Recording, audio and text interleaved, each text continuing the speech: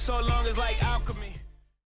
All right, here we go. Rolling into the new year. Both these teams struggling with health. No Jaylen Brown for Boston, no Chris Paul or Clint Capella for the Houston Rockets, but you still had the two best ISO players in the game. And Al Horford, Boston fans, let me know how you really feel about this man, because he was out there like stir fry in the first quarter, just getting cooked in front of everybody. They kept switching out on the two-step and Harden getting what he wanted. Houston, it was just one of those starts where they hit any and everything. I couldn't believe some of these pull-up threes, 7 seconds or less, but in the back of my mind, I was like, man, these are some quick shots. You know Boston's not going to stop playing EG in the corner.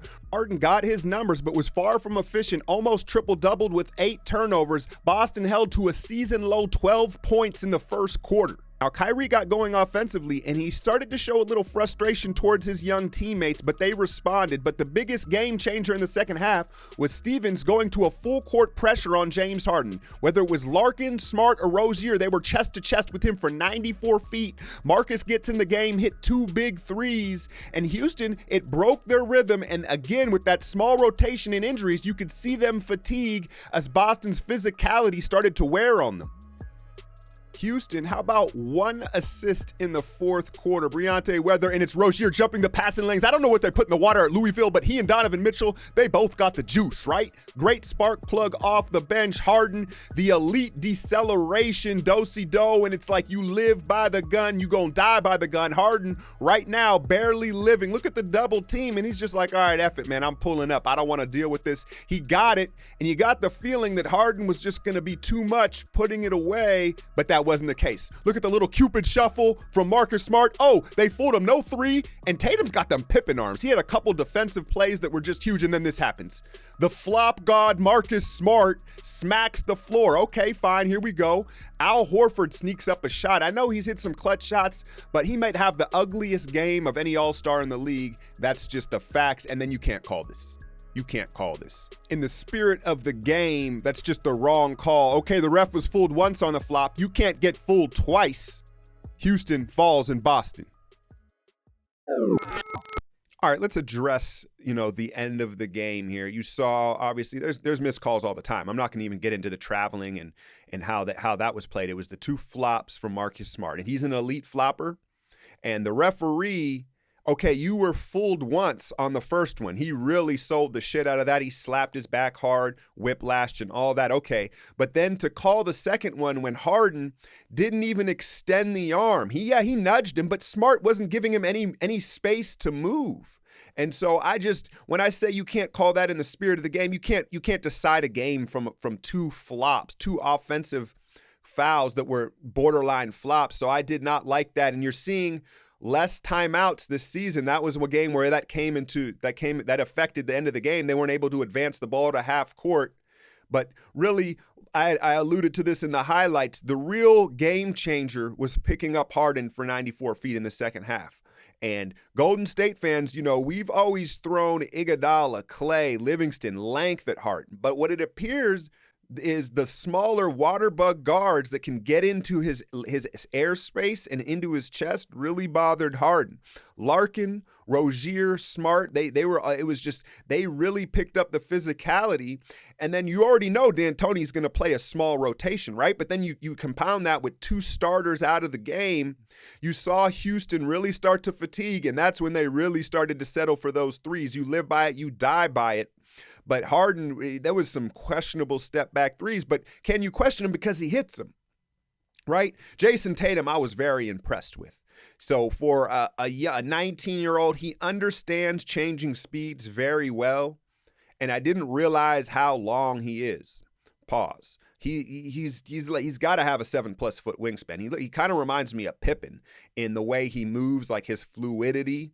And he's actually playing better defense than I expected. Watching him in Summer League, he wasn't playing none of that. But he's clearly buying into the culture of what Stevens is preaching, right? If he was drafted to Houston, I don't think we'd ever see that side of the ball. But he was blessed to go to Boston, right? But he made a lot of big plays down the stretch, his length bothering them. But it was the 3-guard lineup, Larkin, Smart, and Rozier. Horford was out of the game when that run was made in the third quarter.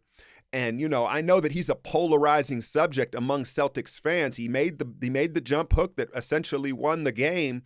But as you see this league change to the 5-out philosophy of all wing players. How many minutes can Horford play in a playoff game? You know, I mean, there's styles make fights, right? But when teams go small, it's gonna be hard to leave Horford in there, switched out on those pick and rolls. But it was, you know, Marcus, something that cracks me up about Marcus Smart, and he's a Draymond Green. He's a Draymond Green type player, right? The intangibles, the grit, the grind. He has less self-awareness than Draymond. But what really cracks me up about Marcus Smart is he has no clue whether his shot is going in or not.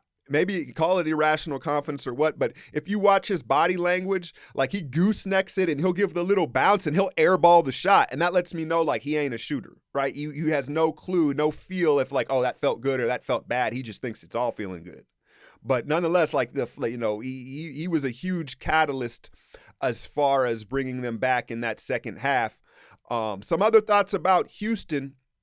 I'm going to play devil's advocate a little bit about D'Antoni 7 seconds and his rotation. So obviously down Capella, down CP3, down Mahamute. Is that how you pronounce him? Y'all kill me every time I say his name. But I was noticing, you know, that how many quick isolation threes they take. A lot of there's so many possessions where guys off the ball can just basically chill. There's no motion, there's no nothing. The shot goes up so quickly. There's a lot of empty possessions or possessions where guys can rest. So maybe the volume and the lower rotation, the smaller rotation, I should say, is not maybe as bad as on another team, right? Where let's take the Warriors for example. There's all this motion. Guys are constantly moving, at least when Steph's in there, right? So that wears and tears through 82 games, guys constantly cutting back door, the motions, all that. And Houston, they're just moving. You just go in and stand in the corner and Harden's doing his thing, right? So the wear and tear may not be there, but historically times have shown that D'Antoni's teams run out of gas, and you're already seeing CP3 chipped up all over the place, right?